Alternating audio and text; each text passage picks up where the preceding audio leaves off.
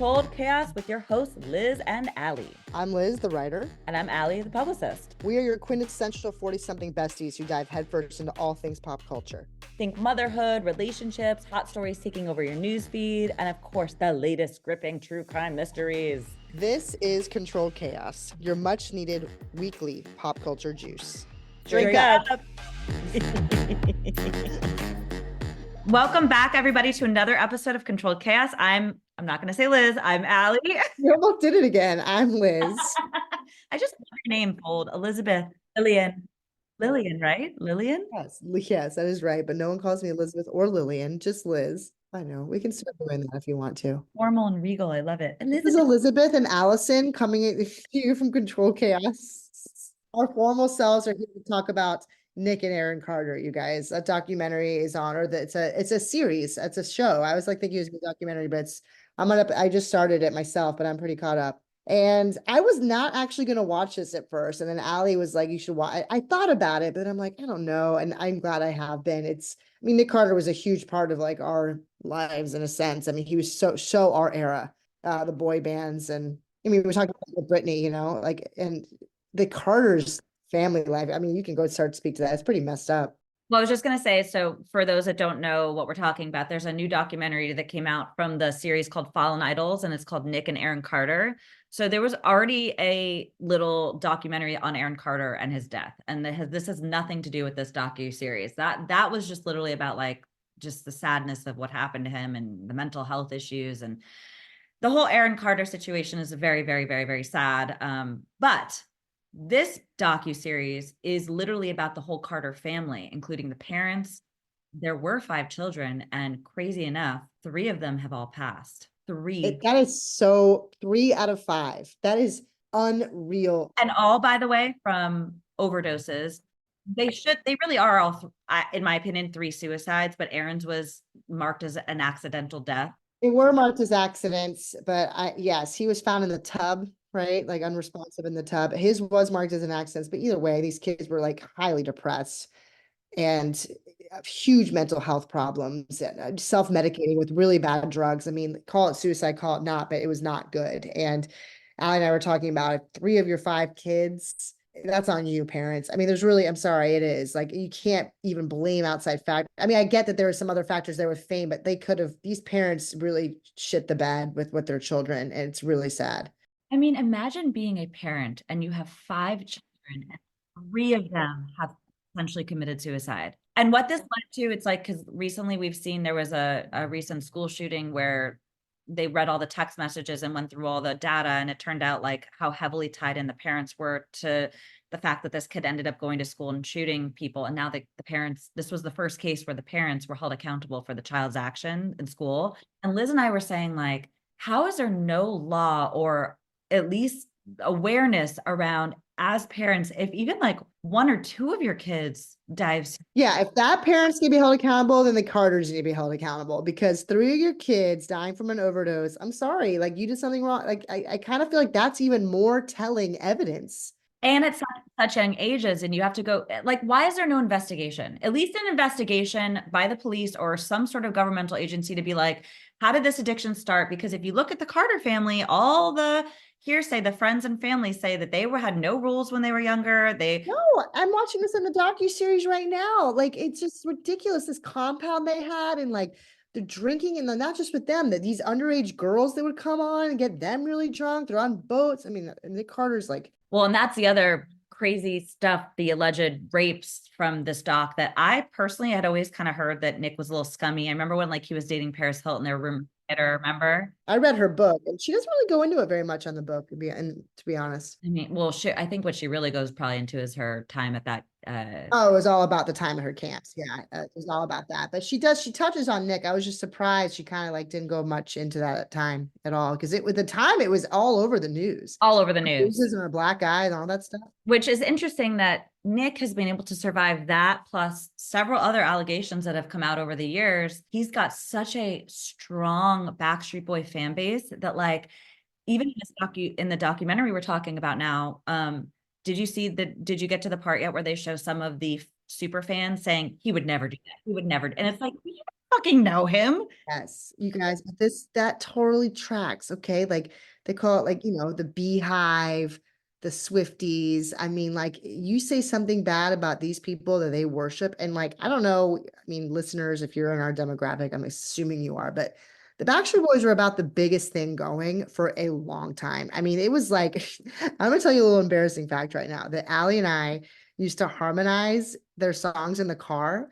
And we would say, I don't know if you remember this. We'd be like, we would harmonize like their songs versus in sync. And every time we listen to Backstreet Boys, you'd be like, they're superior. Like the where their voices blend together and their songs. And we like they were good. I mean, they were good back in the day. And we would listen to them and be like, no, this is yeah. Like remember we would like and like do analysis on them versus in They sync. were because they have this like peaceful, like Something about them really blended. Like and Nick Carter was the front of it. I mean, like, and I'm watching this docuseries, it shows. I mean, it's very similar to Justin Timberlake. Since he was a child, he was just like a child, like he was like a performer. But also similar, the entitlement that they feel and how they can just do anything. And I mean, it's just that's the common thread amongst all. if you listen to some of the accounts of the women in this documentary that were very young at the time, maybe 15, 16, 17, 18, they all were put in very uncomfortable, compromising positions.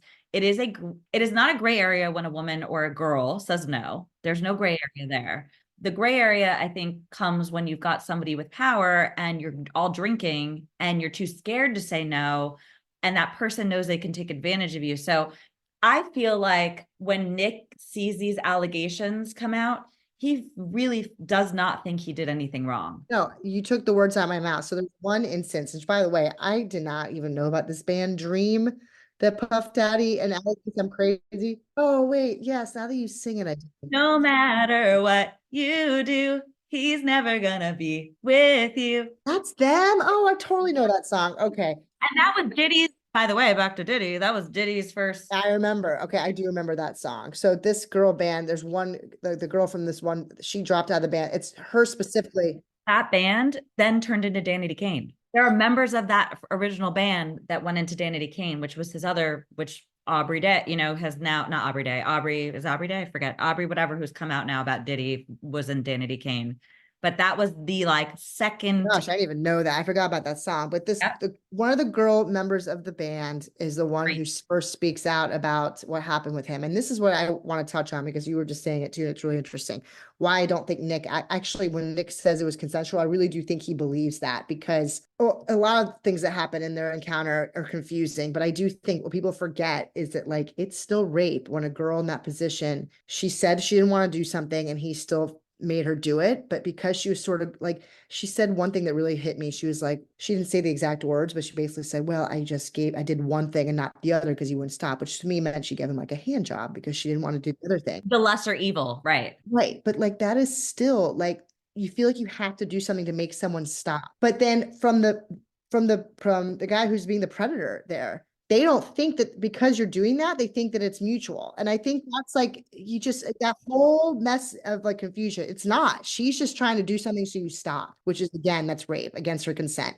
And then apparently when like, in the docu-series where she says, he started to do something and then he's like, you're not enjoying this, are you? And she goes, no. And then he stops. And then they recorded a duet together later that year. So in his mind, she recorded a song with me. I stopped when she wasn't enjoying it. Like it's just like Don't you think the reason they recorded that duet was the management team saying, I bet you there was something behind that of him oh, of saying, course, it's all orchestrated. I just think that like it's like I almost see why he can spit himself that line of crap because he's like, well, she did this to me and like that kind of stuff. But he's just no, she was completely attacked. It was definitely assault and all those other stories that came out. I mean, he was really gross. But again, an entitled rich 20-something kid who like has been famous for a decade. well, and you said something before, like when she said, no, I'm not enjoying this. And then he stopped. But then there's another girl who says that the more she said stop, no, the more aggressive he got. You'll see that in a later episode. So I don't necessarily know that that might have just been a freak thing, or maybe I he just. agree. No, it was. I'm not saying, yeah, I don't think that's why he stopped. I just think it's important to note that like when people downgrade what they do to make something stop, that does not mean it was consensual. And I think that in a lot of these cases, especially with celebrities where we can get anything they want at any time, they're thinking, of course, this girl wants to do this with me. And like she did do something, so I didn't do anything wrong. And I do think Nick, even on some level, probably really doesn't think he did anything wrong. Not to mention, he's growing up in a family where apparently from like a very young age, he wanted to be emancipated from his mother. She was managing him. The second he hit 18, he was out of there. The parents seemed like horrific parents. Not that they were like physically abusing, but there are like, A lot of money, a lot of selfishness there, like no support and care for the children.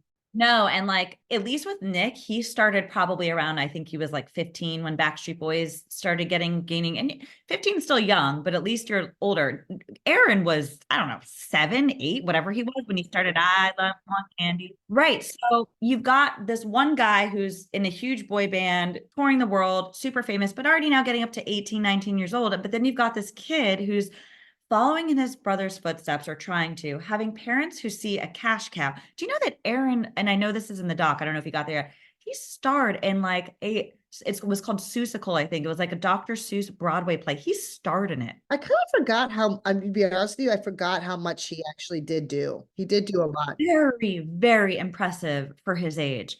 And his parents from that doc sounded like they treated him like shit. No love. He was treated like an employee. I mean, they didn't care if they drank with them. Look at that compound they rode around in. He has publicly, before he passed, many, many times called his brother Nick a rapist. Many, many times on lives, on articles.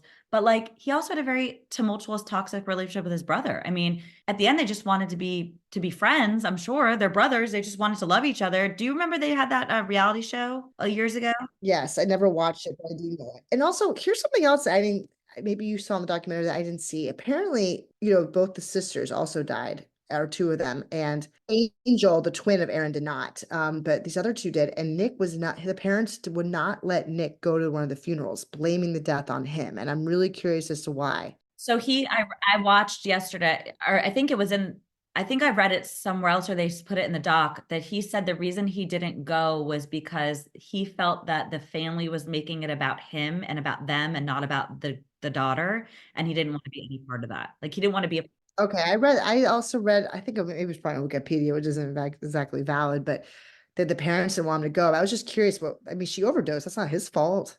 No, but I mean, these parents were not good parents. I mean, they No, like no, it's their fault, not Nick's fault. It's their, I definitely think that, they would tell Aaron that he would never be as famous or good as Nick, like that he was never had that kind of talent. I mean, they said some really, again, all according to this doc and things we've read.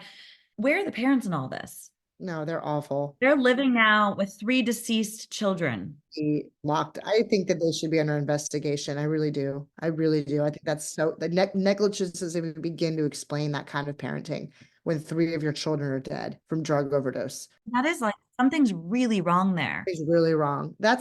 It's the level of wrong. And I'm telling you, I really do think this, even though it's an extreme of like Ruby Frankie, that kid showing up. Like, yes, what she did was sick in a different way, but I still think these parents are at that level where it was so bad that like they needed to be investigated and they weren't. And now their kids are dead as a result. The way the Frankie kids would have been dead if they weren't discovered. So it's just, to me, it's the same. Like these parents should be in jail. Like, this is so crazy. Like, 5 children born to Jane and Robert Carter, and 2 survived today. Nick has had major alcohol use issues. I think he's like a former alcoholic and doesn't drink anymore.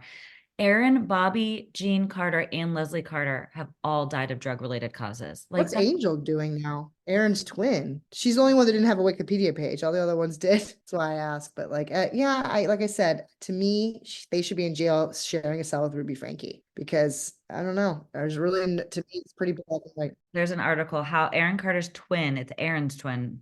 Yeah, it's Aaron's twin. Yeah, Aaron Carter's twin, Angel Carter Conrad, reveals how she's breaking her family's cycle of dysfunction. Like, why is it just acceptable that it was like a family dysfunction and that's it when 3 I children? don't know. And that, I mean, this kind of goes back to other conversations we've had in earlier in the podcast. Like, yeah, I don't like, I just started watching that Kevin Spacey doc too. It's like, kind of why is this person getting this and this person not? I don't, to me, this is very black and white, but why aren't all these things investigated? I mean, I especially think after this documentary, like the Carters need to be looked into. Like, I Like, that was my big takeaway from this was what the fuck? And the weird, it's not like they were like physically abusing them. There were, so this it's is like worse. It's like neglect and emotional and mental and like, there was a really sad part of the doc where Aaron's team, because his manager, obviously Aaron's not alive, but his manager speaking a lot, or his former tour manager or something, said that while he was in Broadway doing the show, that his parents had promised after his run was done, because they do like 6 shows a week. It's really rigorous and grueling. After the tour was over, the show was over, they were going to have a big vacation with the family. And he was so excited for that because apparently all he ever wanted was to be loved. That was like his big thing. oh my Never gosh. felt loved. And he found out while he was doing the show that the parents and the kids just decided to start the vacation without him. And they never visited him while he was doing the show. Oh my gosh, stop. That is just so sad. It's just sad. The kid just never felt fucking loved. I mean, No, and it's kind of obvious the way he is. It's just so sad. I think what all this is. gotta have rules and discipline and structure for your kids, or else, they're experiencing things too young. Their brains can't handle These it. kids with talent who are from these sort of like, I mean, it's very similar to Britney. Brittany and the lithium. I mean, you can't be, taking all those types of things and being told all the time you're not good enough. And then Another nod to Taylor Swift's parents. I mean, well, then the thought was like, I'm so glad you just said that, Fold, because I'm like, what if like Aaron had been born as the child of like Taylor Swift's parents? Like, where would he be he now? probably would have been the male version of her because what you can do with support, what support does in your foundation is everything. And comes from a celebrity level right down to controlled chaos host level. It comes to everything. Like it's just, it never doesn't blow me away that the kind of emotional support you receive from your parents, it sets the foundation for your whole life. And that's why I'm gonna like just hug and kiss my kids all the time.